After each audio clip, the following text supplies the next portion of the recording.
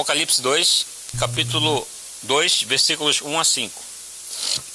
A gente tem aqui uma informação muito importante a respeito de uma igreja que também tinha uma importância muito grande no Novo Testamento. E o livro de Apocalipse ele é um livro recheado e aí para alguns é um livro muito enigmático, né? Porque para você em alguns momentos pode ser alegorias, em outros momentos ele é literal. A gente não vai entrar em questões escatológicas aqui, não é essa a ideia, não é o propósito desse texto. O livro de Apocalipse tem sim um livro, tem um viés escatológico. Nós não vamos entrar nessa discussão escatológica, porque a sua visão escatológica determina a maneira como você olha para Apocalipse. Na verdade era para ser o contrário, né? A sua visão do Apocalipse é que ia te ajudar a ter uma visão escatológica. Por outro lado, é construir em bases não sólidas você ter uma visão escatológica somente se você olha para Apocalipse. Para que você tenha uma visão escatológica ou uma compreensão escatológica, você precisa que outros livros consigam amarrar ou te dar uma sustentação para isso. O que é muito comum é você basear toda a sua compreensão escatológica no livro de Apocalipse, mas aí você vai ter dificuldades em interpretar os profetas menores, por exemplo, que aí você precisa fazer com que essas coisas concordem entre si, porque senão você vai ter divergências. Como o nosso assunto não é o escatológico, mesmo porque nós aí teremos 3 visões escatológicas que, ao meu ver, elas apresentam fundamentação bíblica. Aí eu tenho a minha e talvez divirja da sua. Isso não tem problema nenhum, porque a nossa salvação não depende dessas questões, graças a Deus. Mas a ideia não é essa. Agora é verdade, muita gente olha para o Apocalipse com vários sentimentos, né? Uns com medo. Já viram pessoas, não, eu tenho medo do Apocalipse, né? Encontraram pessoas assim, eu não gosto do Apocalipse porque eu tenho medo, dá medo de ler o Apocalipse. Outros, ó. Não sabia não. Tem medo? Poxa, que coisa, não sabia. Outros olham, não conseguem ler porque não entendem nada, né? E não entendo nadinha de Apocalipse, eu até gostaria, mas não entendo. Outros são curiosos, né? E qualquer enquete que você fizer, qual livro você quer estudar? Apocalipse, né? Só é fazer uma enquete aqui rapidinho, a gente vai saber que os irmãos têm muita curiosidade. O Apocalipse sempre é algo que produz curiosidade, né? Por querer entender as coisas. Mas nós não vamos entrar no Apocalipse. Sim, fazem interpretações extremamente equivocadas do Apocalipse, né? Exatamente pelo fator alegoria. Usam de alegorias com muita criatividade para fundamentar uma doutrina, né? Então, o livro de Apocalipse é sim, de fato, em alguns momentos enigmático, porque a gente vê que o apóstolo João, que é o autor do livro de Apocalipse, aí nesse momento aqui é o último apóstolo vivo, né? Os outros, todo mundo já tinha morrido, ele é o último apóstolo vivo aqui, recebe o Apocalipse e é o atual pastor da igreja de Éfeso. E é essa igreja que a gente vai agora dar uma olhadinha de maneira mais profunda. Ele é o atual pastor. Quem tinha sido pastor já nessa igreja? Paulo. Imagina. Quem mais? Apolo. Timóteo. Quem? Tíquico. Tíquico ou Tito?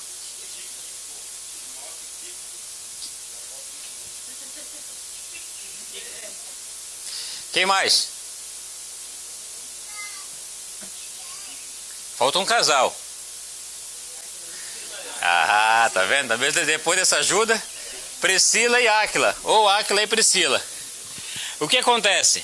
Imagina o João, imagina a pessoa agora ser pastor numa igreja que já tinha sido pastoreada por Paulo, por Apolo. A Bíblia vai dizer em Atos que Apolo era letrado nas escrituras, um fenômeno nas escrituras, diferenciado. Imagina o João aqui pastorear uma igreja que já tinha sido pastoreada por esses homens, Timóteo, Áquila, Priscila, Paulo. Imagina Imagina a responsabilidade, o peso de poder estar à frente desse rebanho aqui, nessas condições. E aí é para esse grupo de pessoas que o João vai falar agora. Por isso que essa palavra aqui, da maneira como começa, e aqui inicia-se os problemas, né, de muita gente, porque olha aqui, qual é o termo que está aqui? Ao anjo. Ao anjo. Aí a pessoa já começa a fazer o quê? Puxa, então está falando de um ser angelical. Ao anjo da igreja. Então quer dizer que cada igreja tem o seu anjo? Existe anjo da guarda, irmãos?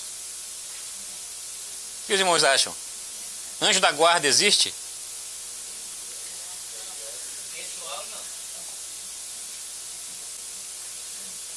Mas já pensou, não, que quando eu pedi a bênção para minha mãe, né? Quando eu pedi eu peço até hoje.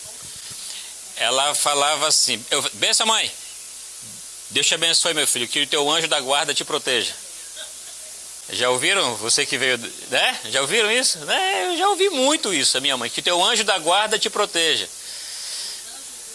Quem nos protege, irmãos, é o Senhor. Quem nos guarda é o Senhor. Ao anjo aqui não está se referindo a um ser angelical. Eles existem. Eles existem. E estão subordinados a Deus e são servos de Deus.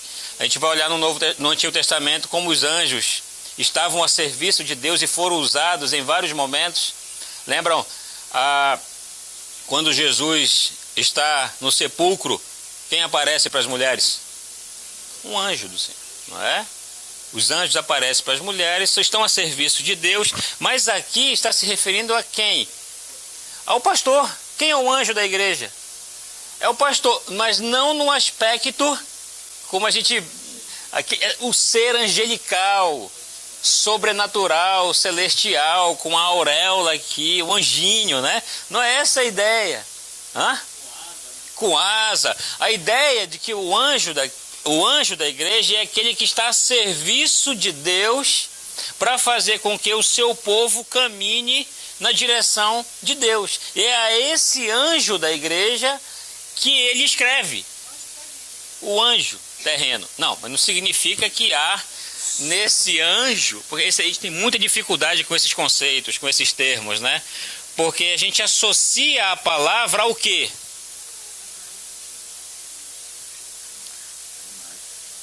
Quando você é fulano, é um anjo. Sem pecado, não peca, está num nível superior, não é? Entendeu? Não é essa a ideia, não é isso que o João está querendo passar. Ele está falando num aspecto que da função, do serviço, da responsabilidade, da autoridade. Ao anjo da igreja em Éfeso escreve. Deus está falando para o João escrever o seguinte, dizer o seguinte: estas coisas diz aquele que conserva na mão direita as 7 estrelas. Vamos tentar decifrar esse enigma aqui. 7 estrelas. Na sua mão direita, que para você é a esquerda, porque eu estou aqui, né? Na mão direita estão as 7 estrelas. O que são as 7 estrelas? As 7 igrejas, certo? E na mão esquerda, que conserva na mão direita as 7 estrelas e que anda no meio dos 7 candeeiros de ouro. Conheço as tuas obras. Aqui nós fizemos uma confusão. As estrelas são quem? Os anjos. Os anjos. E os candeeiros, as igrejas, certo?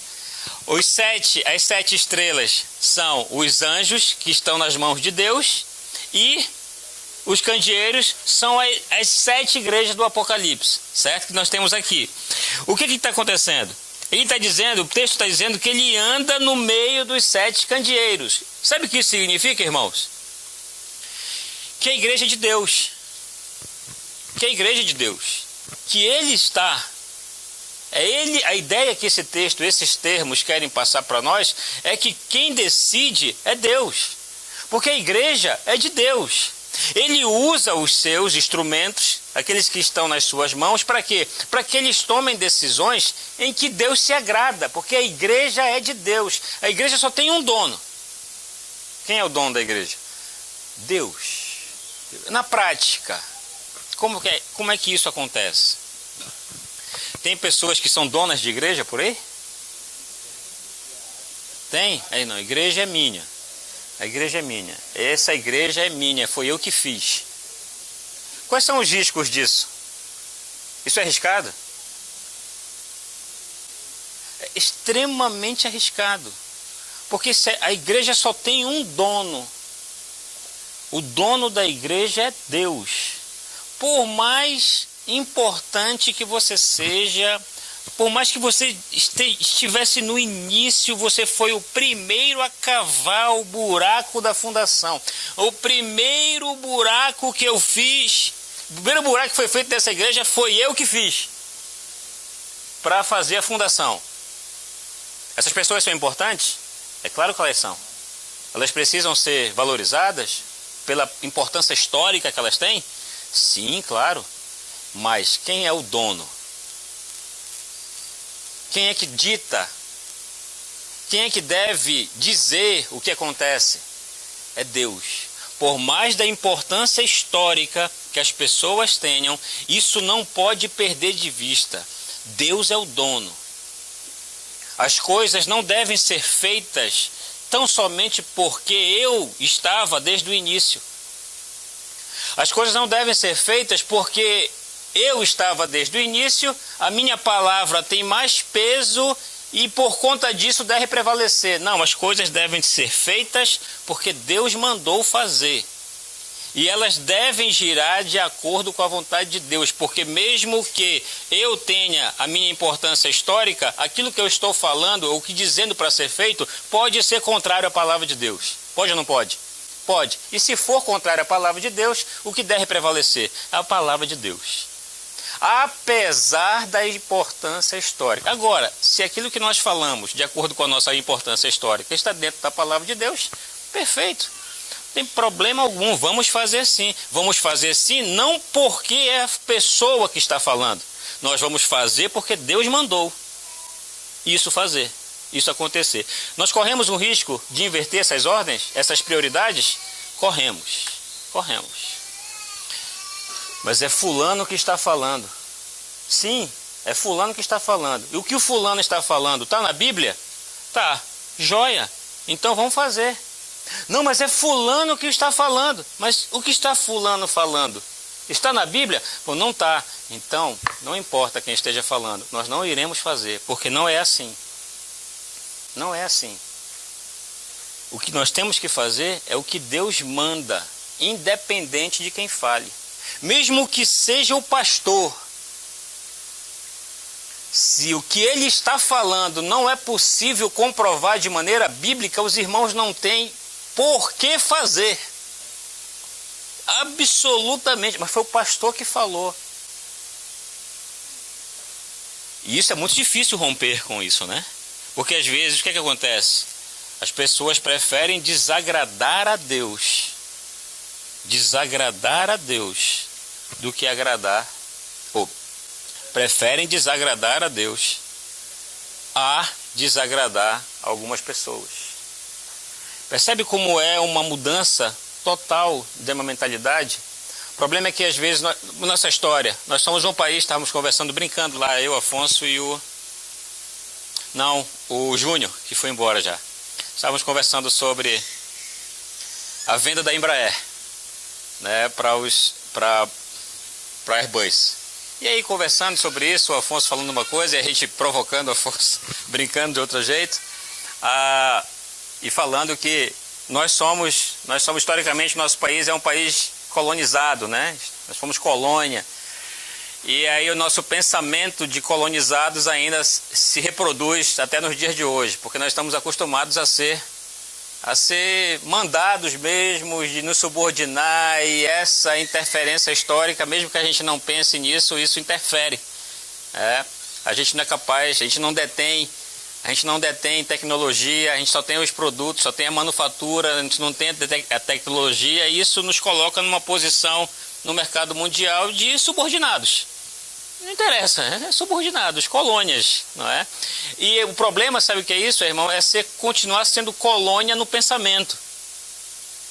O problema disso é continuar sendo colônia na espiritualidade, sendo que a graça de Deus, ela te dá condições de ser autônomo, mas uma autonomia subordinada. Nós temos muita dificuldade de entender esses conceitos. O que é uma autonomia subordinada? Uma autonomia subordinada a Deus. O problema é que nós somos tão viciados no pensamento dos outros que a gente só é capaz de fazer aquilo que os outros mandam. Ou aquilo que os outros, ou aquilo que a maioria está fazendo. Sendo que, na verdade, a graça de Deus te dá essa autonomia onde você pode, na sua relação com Deus, saber quem Ele é e o que é que Ele exige de você. Você tem essa liberdade. Mas a liberdade que você tem é para agradar a Deus. Porque é Deus que anda no meio da igreja. Deus é que é o dono da igreja. E é por isso que Ele nos dá a sua palavra. Nós temos liberdade no pensamento, nós temos liberdade espiritual? Temos, mas é uma liberdade que subordina-se a Deus, porque é Ele que é o dono. A igreja só tem um dono, e esse dono é Deus. E é a Ele que nós devemos nos submeter e perguntar o que Deus tem a ver com isso. Se ao nos perguntarmos o que Deus tem a ver com isso, nós chegarmos à conclusão de que tudo, ok, beleza, tá certo, é isso aí mesmo. Agora, se Deus não tiver nada a ver com isso, se é porque está na moda, está todo mundo fazendo, está todo mundo cantando, não. Quem disse que a voz do povo é a voz de Deus? Descreve para mim um momento na história em que o povo tinha razão. Em que o povo profetizou, o povo acreditou que a vitória veio em nome do Senhor. Aonde na Bíblia que diz isso? Entre Cristo e Barrabás, o que o povo dizia?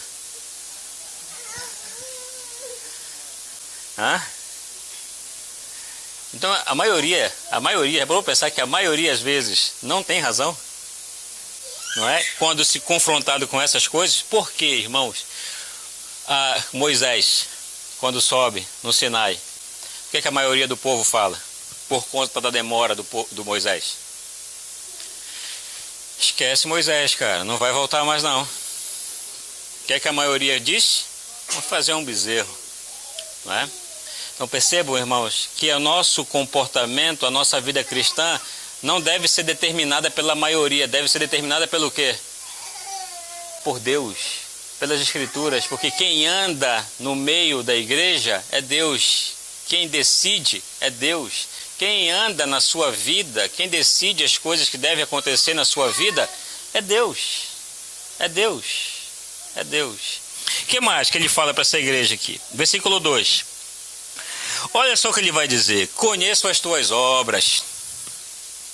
Agora, no aspecto positivo, tenta imaginar como era ser membro de uma igreja como essa aqui. Olha só, conheço as tuas obras, tanto o teu labor como a tua perseverança. Vamos pegar essa palavra labor aqui. Essa palavra labor quer dizer, sabe o quê? O português não ajuda a gente a entender. Labor aqui é suar a camisa. É trabalhar até você se esgotar. É ficar extremamente cansado. Agora, que tipo de labor é esse? Cansado de quê? De se envolver nas coisas de Deus. Conheço o teu labor. É a ideia de que aquelas pessoas, elas estavam dentro, elas estavam participando, elas não estavam nos alambrados, na torcida. Vai lá, eu não ponho maior fé em você, cara. Você consegue, vai lá. Não eram torcedores, não eram plateia.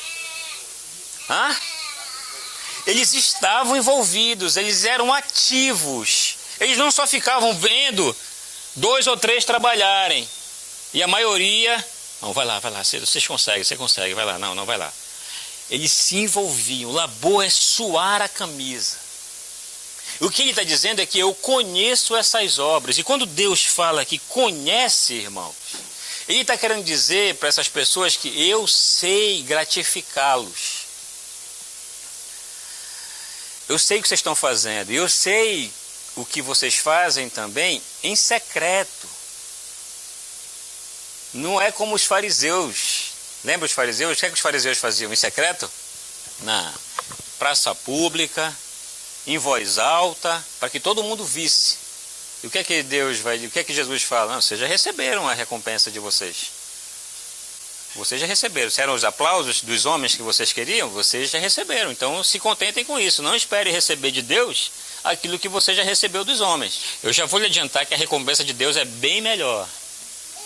Bem melhor. Deus está vendo, Ele conhece as nossas obras. Ele sabe tanto as obras boas, como também as más. As más. E aí nós também seremos recompensados pelas obras más. É a famosa lei da semeadura. Você colhe aquilo que você planta. Então isso é a lei da semeadura. E Deus está vendo tudo isso. Vamos seguir? Tanto o teu labor como a tua perseverança. Olha só, os irmãos que trabalhavam, lembra deles, assim, os irmãos que suavam a camisa, trabalhavam, estavam envolvidos, não eram telespectadores, estavam dentro da arena, não estavam fora, nos alambrados, pendurados, torcendo, não eram só 11 e 30 mil olhando, não, o pessoal estava lá envolvido. Conheço o teu labor, conheço a tua perseverança, que mais? Olha só, e que vocês não podem suportar homens maus. Esse pessoal aqui tratava a maldade como maldade. Isso não é possível estar no meio dos crentes. Tem crente mau? Tem crente mau? Tem crente mau, gente? Tem. Tem crente mau. É possível ser crente e ser mau? É uma discussão interessante, né? Interessante, né? Não podem suportar os homens maus. Vocês olham para as injustiças e vocês não batem palmas para as injustiças. Vocês são justos. Olha só o que está dizendo. Vocês não podem suportar homens maus. Quem está falando aqui é que esse pessoal tratava pecado como pecado. O pecado era tratado como pecado. Aquilo que desagrada a Deus, aquilo que ofende a Deus. E a ideia é que esse pessoal se mantinha à distância disso porque queriam agradar a Deus. Não podem suportar homens maus, e que puseste à prova os que a si mesmos se declaram apóstolos e não são. Eles eram politicamente corretos? Não eram. Você está dizendo que você era apóstolo? Quem era o último apóstolo aqui? João. Paulo já tinha morrido já. João aqui é o último. A igreja sabe, não, só tem um apóstolo vivo. E ele está onde? Na ilha de Pátimos, preso. Preso na ilha de Pátimos quando escreve. A igreja sabe, só tem um apóstolo, os outros todos já morreram, só tem o João está preso. Chegou um cara aqui se dizendo que era apóstolo. Amigo, para você ser apóstolo, você precisava ter recebido uma mensagem diretamente de Cristo. Você precisava ter sido ensinado por Ele. E você precisa ter um ensino novo. E nós temos apóstolos hoje? Biblicamente não tem, mas se dizem apóstolos. Ser apóstolo, puxa, como é que foi seu encontro com Cristo assim? Como é que é ele pessoalmente? O que você recebeu de novo? Não tem.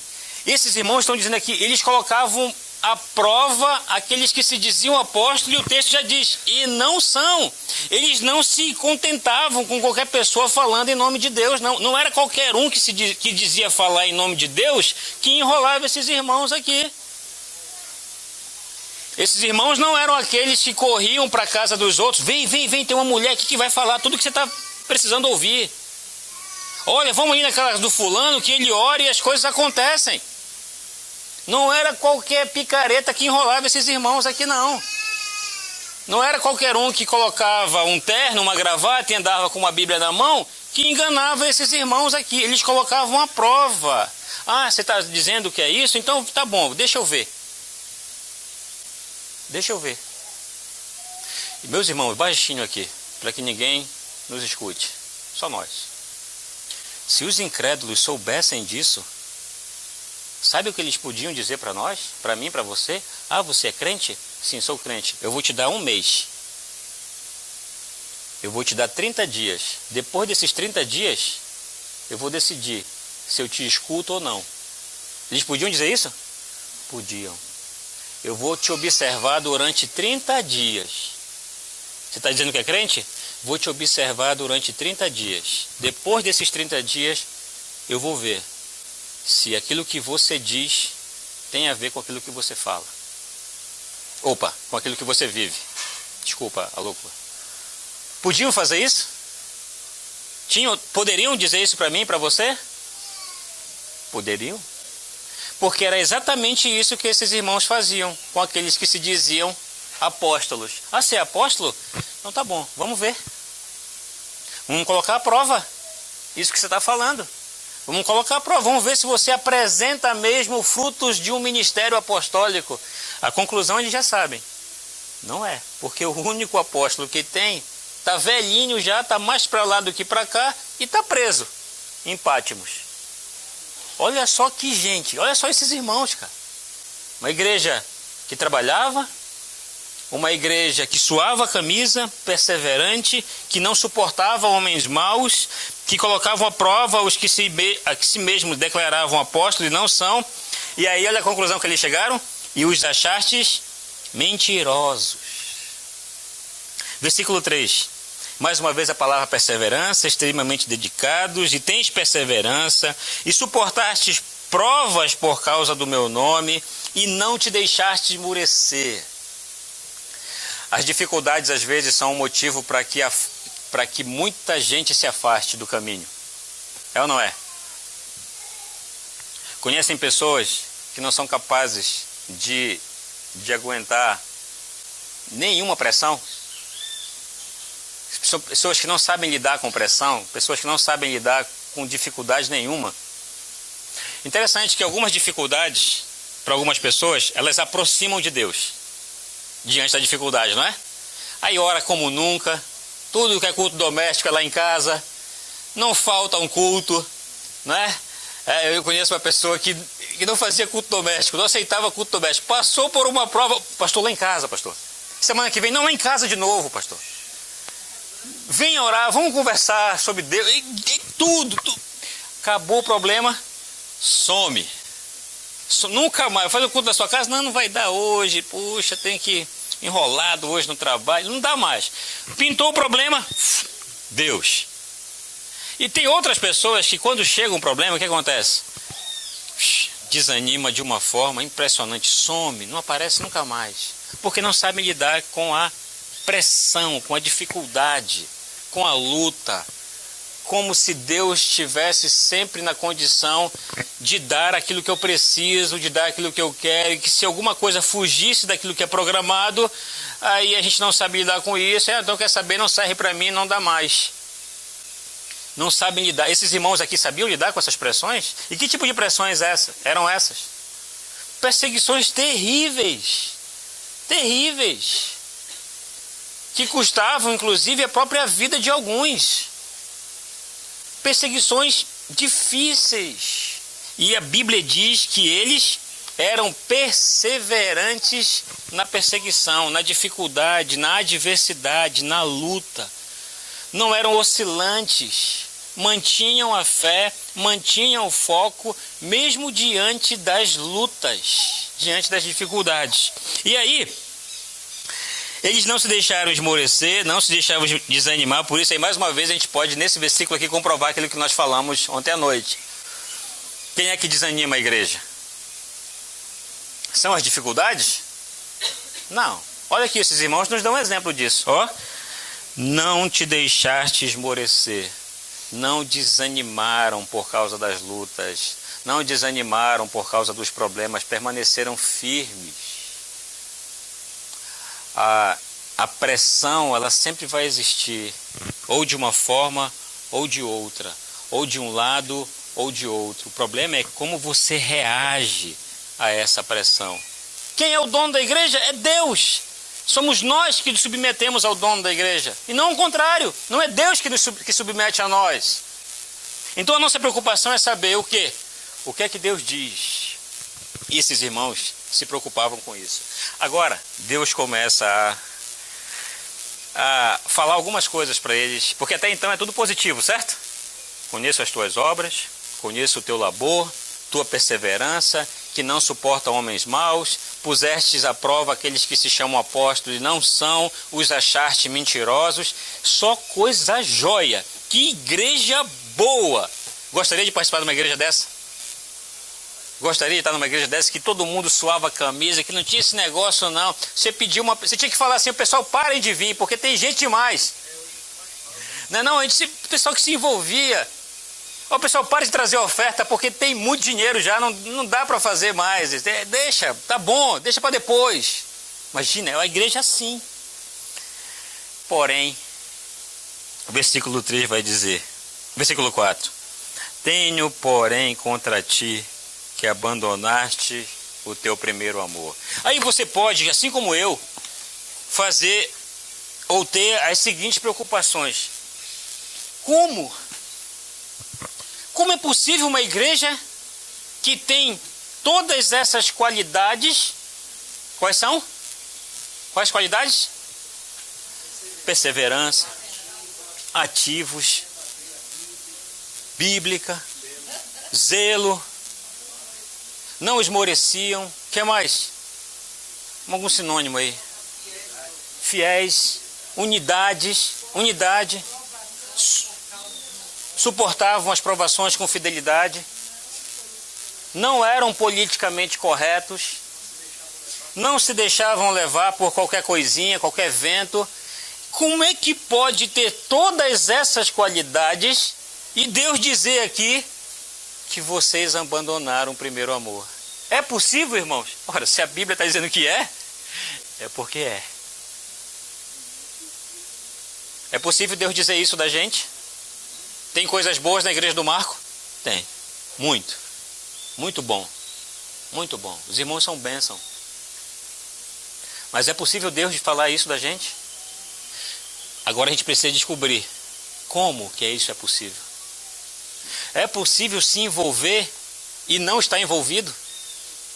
É possível se envolver com as coisas e não estar envolvido? Parece um paradoxo, né? Parece meio louco isso. Parece antagônico. Como assim é possível e não é possível ao mesmo tempo? Sabe onde está a resposta?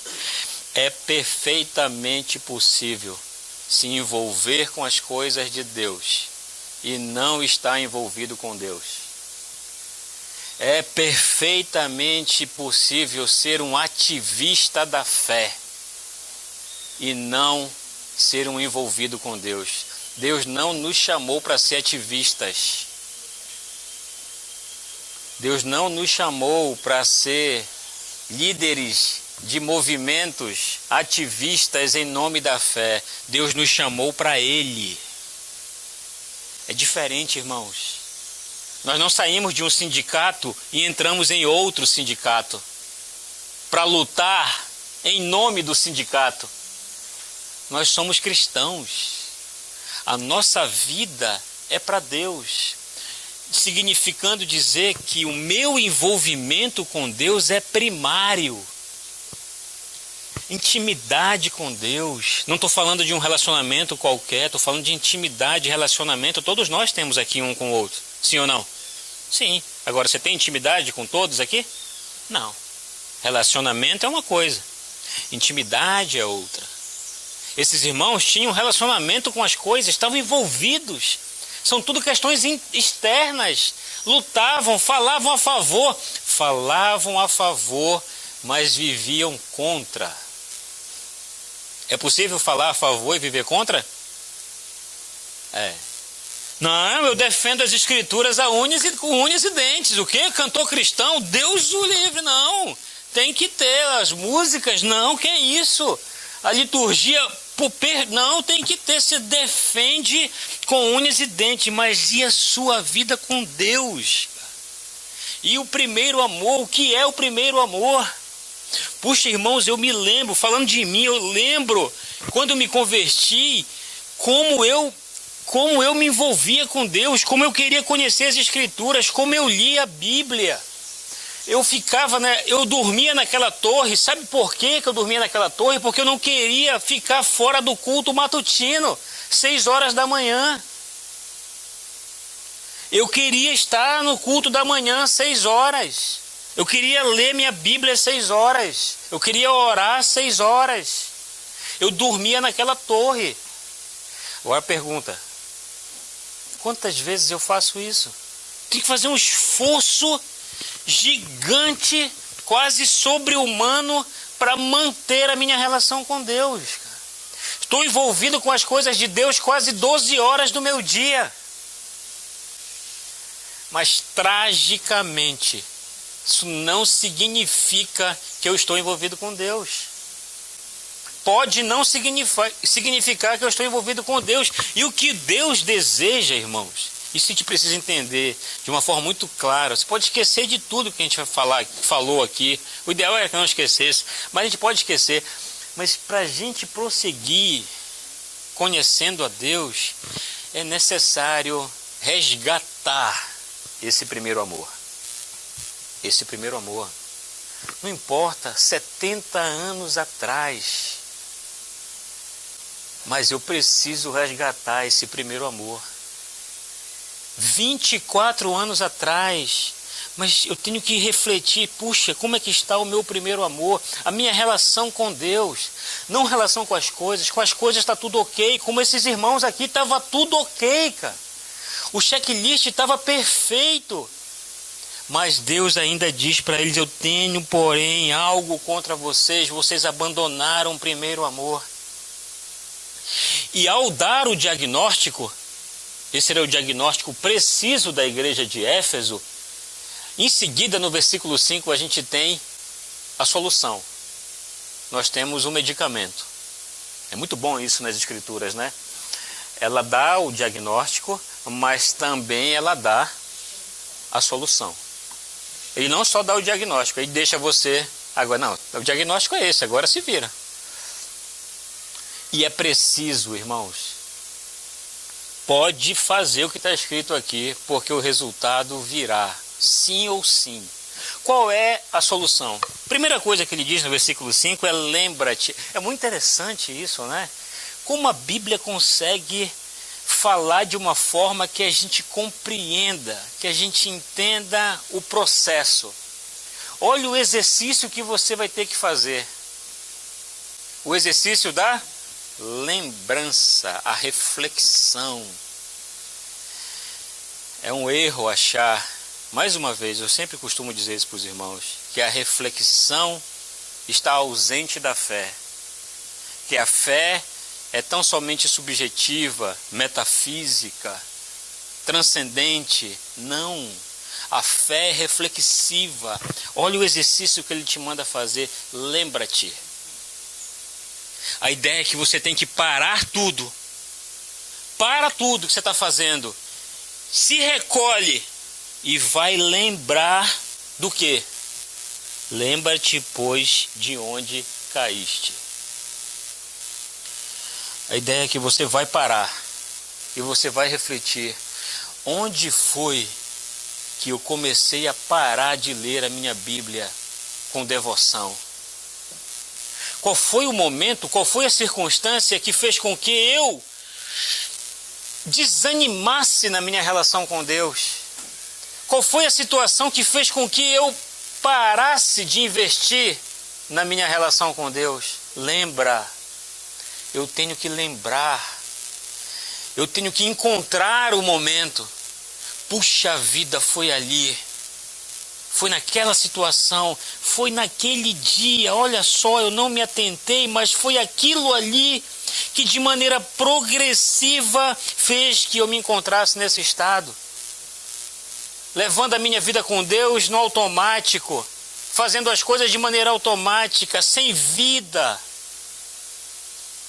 sem relacionamento, totalmente envolvido com as coisas, mas distante ao mesmo tempo. Lembra onde foi, você tem que lembrar. Se por um acaso você se encontra assim. E aí o próximo passo é, olha como as escrituras são didáticas, né? A didática bíblica, ela é interessante. Lembra-te de onde caíste, o que mais você tem que fazer? Arrepende-se. O arrependimento bíblico é diferente do arrependimento que nós temos a tendência de valorizar. O que é o arrependimento aí fora? É você dizer que está arrependido e parecer que está arrependido. É assim ou não? Não é assim que nós fazemos o nosso juízo de valor sobre o arrependimento? Primeiro você diz, não, eu estou arrependido. Mas não é suficiente dizer, você tem que demonstrar. Um semblante caído, umas lágrimas vão ajudar, não é? Vão ajudar. A lágrima é uma boa forma de você demonstrar arrependimento. Ajuda a lágrima. Só que o que é o arrependimento bíblico, irmãos? Alguém chega para você e diz, eu estou arrependido. Você não vai dizer que a pessoa não está. Você não tem como aferir isso, certo? Não tem como. Não, você não está arrependido. Não, ninguém pode dizer isso. Você não pode falar isso para a pessoa. Você não tem como aferir. Mas o que você pode é aferir o depois. Por que você pode aferir o depois? Porque o arrependimento bíblico implica em mudança. De maneira em que, você está arrependido? Eu estou, joia, mostra. Eu quero ver. Já que você está dizendo que está arrependido, então a gente precisa ver. O arrependimento bíblico, irmãos, ele não é falado, ele é visto. É por isso que quais são os 2 itens que são envolvidos na conversão? 2 itens só. 2 itens. Ir à igreja e levar a Bíblia. São esses? Não. São esses os 2 itens envolvidos na conversão? Não. Quais são os 2 únicos itens envolvidos na conversão? Que é o arrependimento e arrependimento, que também inclui o deixar, que também é arrependimento. Mudança de vida é arrependimento, são sinônimos. Mudança de vida, confessar, largar, tudo isso tem a ver com arrependimento. E qual é a outra coisa que o Jardel está dizendo aqui há um tempão? Fé, vamos simplificar. Fé, Bianca, arrependimento e fé. É isso que se envolve na conversão. E na santidade? Precisa fé na santidade? Não, já tem. A fé é para converter. Santidade precisa do quê? Do arrependimento. Do contínuo arrependimento, que implica no quê? Na mudança de vida. Essa é a única mensagem da igreja. Lembra de João Batista? Qual era a mensagem de João Batista? Arrependam-se, porque está próximo o reino de Deus. Arrependimento e crer que o reino de Deus está próximo. Essa é a nossa mensagem. O arrependimento implica em mudanças, transformações. Por isso que a palavra de Deus dá essa metodologia. Lembra-te de onde caíste, arrepende-te e que mais? Olha só agora. E volta à prática das primeiras obras. Volta. O problema, irmãos, é que a gente faz as 2 coisas. A gente até consegue fazer as 2 coisas. A gente consegue identificar, sim ou não? Sabe, você sabe. Eu e você, nós sabemos. Sim ou não? Sabemos. A gente consegue identificar, a gente entende esse processo do arrependimento, mas a gente esbarra às vezes no último, que é o quê? Voltar à prática das primeiras obras. E o que é que os irmãos acham que eram essas práticas das primeiras obras? Vamos encerrar já, né? Tá. O que é a prática das primeiras obras, irmãos?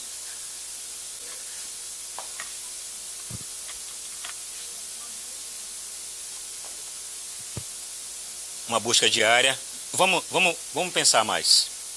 A gente já está terminando. Programe seu cérebro aí para a gente terminar já.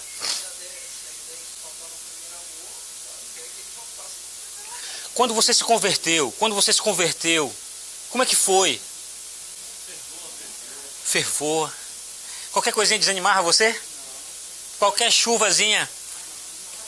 Qualquer sol quente aí? Qualquer dificuldadezinha? Não. Não era assim? Éramos ou não éramos assim? Você colocava, não, se eu não tiver nada para fazer, se não chover, se não me der dor de dente, se isso não acontecer, aí eu vou para a igreja. Era assim antes? Não. Se eu tiver com vontade, se isso acontecer, se o almoço ficar pronto na hora certa, se não fizer, aí vai, eu vou. Era assim? Não, não era assim. Eu estou falando por mim. Como eram as primeiras obras? Olha o que a Bíblia está dizendo para nós fazermos, irmãos. Voltar a essas práticas. Você precisa fazer o tratamento completo. Porque se não faz o tratamento completo, o que acontece, Bianca? O que acontece, Afonso? Vai voltar na sua sala. Aí você vai perguntar o quê? Você seguiu os passos do tratamento? Aí ele vai dizer, eu segui 2. Faltou 1. E aí você vai dizer o quê para ele? Morra. Você vai dizer o que para eles?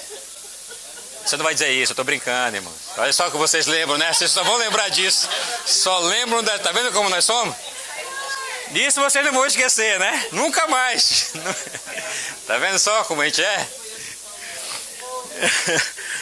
O que vocês vão dizer? Amigo, você vai ter que repetir o processo, cara. Você vai...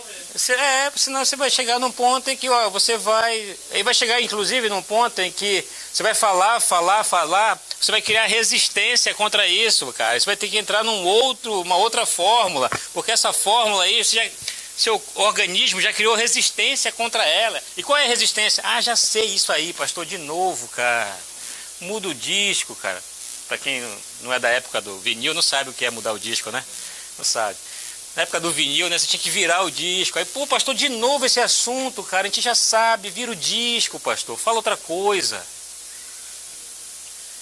Isso são situações que quando você está dizendo para você mesmo, não é para mim que você está dizendo. Você está dizendo para você mesmo que você até seguiu o tratamento, mas você não terminou.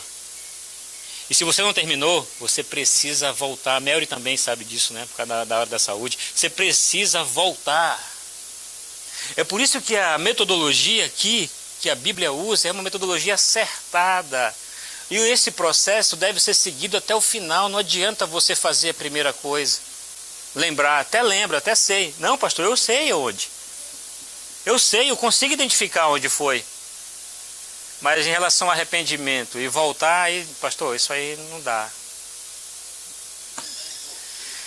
E como é então, irmãos, que a gente vai conseguir prosseguir no nosso conhecimento? Vai ser só um tema bonito, com uma arte bacana, que em um ano aí de 2019 a gente tratou.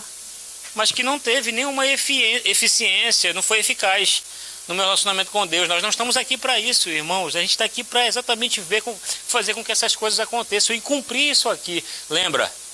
Arrepende-te e volta. Porque senão, olha só como termina.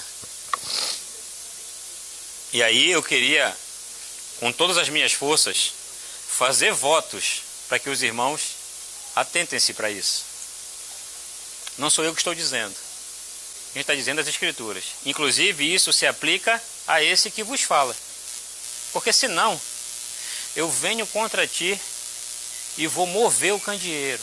É Deus falando. É o dono da igreja falando. É aquele que passeia entre os 7 candeeiros. O dono da igreja. Porque senão, eu venho contra ti e vou mover o candeeiro. Vamos lançar a mão da história agora. O que é que nós temos da igreja de Éfeso? Nada.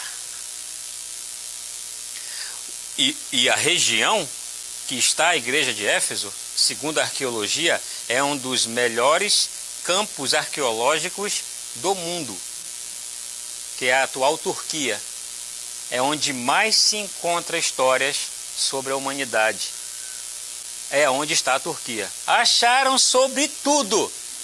Coliseu, as ruínas disso, ruínas daquilo, as cavernas de Qumran, onde estão preservados alguns manuscritos, Isaías, por exemplo, mas da igreja de Éfeso. Irmãos, não tem nada de Éfeso. Nada. E nem terá. E nem vão encontrar. Pode procurar. Não vão encontrar. Porque Deus disse que ia mover o candeeiro e moveu. O que é mover o candeeiro? Tirar. Fechar. Acabar. Eu posso fechar a igreja? Eu posso fechar a igreja? Não posso. Mas Deus pode. Sabe por que Ele pode? Porque Ele é o dono. O dono pode fechar. Eu não posso. Você não pode. Mas Deus pode. Deus pode mover o candeeiro. Da igreja de Éfeso, moveu. Deus pode mover o candeeiro da minha vida? Pode. Quem é o dono? Quem é o dono? Ele. Deus pode apagar você? Pode? Pode. Pode. Deus pode pegar você? Vou mover. Vou mover. Pode? Pode. Pode. Vejam a seriedade que é isso, irmãos.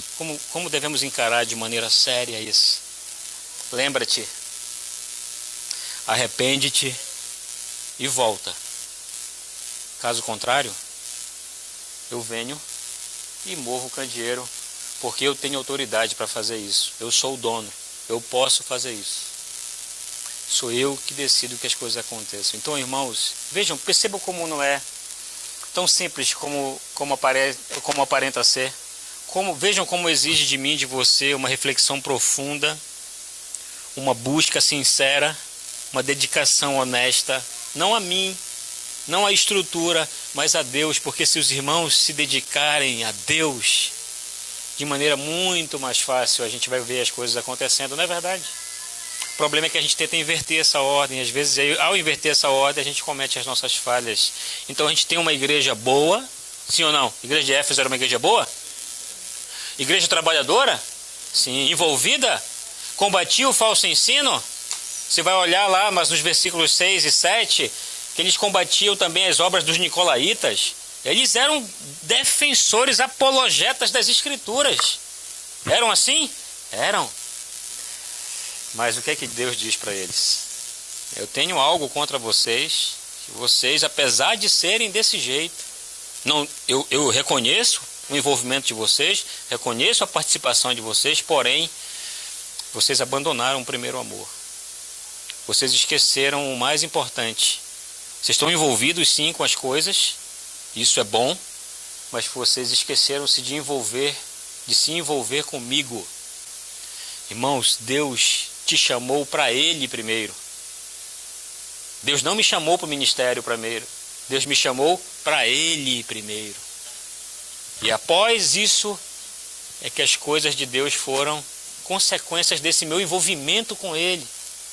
Eu não tenho como aferir o seu envolvimento com Deus. Você tem, você sabe. Eu sei que Ele está falando com você agora. Você tem como aferir. O Espírito Santo habita em você e Ele te traz as informações. E você precisa se render às análises que o Espírito Santo tem feito e te tem convencido. Atenda a voz, ouça, escute e submeta-se a esse diagnóstico, submeta-se a esse protocolo, submeta-se a esse tratamento. Lembra, arrepende-te e volta. Não estou insinuando nada, esse não é o meu papel. Eu sei que o Espírito Santo fala com você. Então você deve entender e encarar isso de uma forma vital. Vital, isso é vital. Isso é essencial para a sua saúde espiritual. Você precisa encarar isso com uma seriedade gigante. Isso é vital. Então, Se você tem entendido isso, submeta-se, não ao pastor, não é uma submissão ao pastor, submeta-se às Escrituras, submeta-se à palavra de Deus, submeta-se a Deus, e aí sim você vai conseguir fazer as duas coisas da maneira correta, envolver-se com Deus primeiro, e de maneira natural, envolver-se com as coisas de Deus. E aí nós vamos dizer que nós estamos, não somente conhecemos, mas estamos prosseguindo em conhecer o Senhor. Vamos orar, irmãos? Vamos baixar nossas cabeças, vamos orar, fale com Deus, deixe Ele falar com você também, ouça, adquira o exercício de parar, de fechar os seus olhos, de se aquietar e ouvir Deus falar com você. O problema é que às vezes na nossa relação com Deus só nós falamos. Você não espera para ouvir Deus falar com você. Só você que fala. É só você que fala. Adquira o hábito de se aquietar e ouvir Deus falar com você. Faça isso agora. Escute o que Deus está lhe falando. E aí, diante daquilo que Ele está lhe falando, decida, tome as suas decisões. Lembre-se que você é totalmente responsável pelas decisões que toma. Não é possível ficar na inércia diante daquilo que Deus nos fala. Não é possível tomar uma postura ou ter uma postura de neutralidade diante das coisas que nós temos visto e ouvido. A neutralidade, ela não existe. Você precisa tomar uma posição. E aí está extremamente consciente dessa tomada de posição e também ser responsável por ela. Porque a Bíblia nos aponta uma direção. E ao nos apontar uma direção, é necessário você fazer as suas escolhas e ser responsável por essas escolhas que fazemos, acertadas ou não.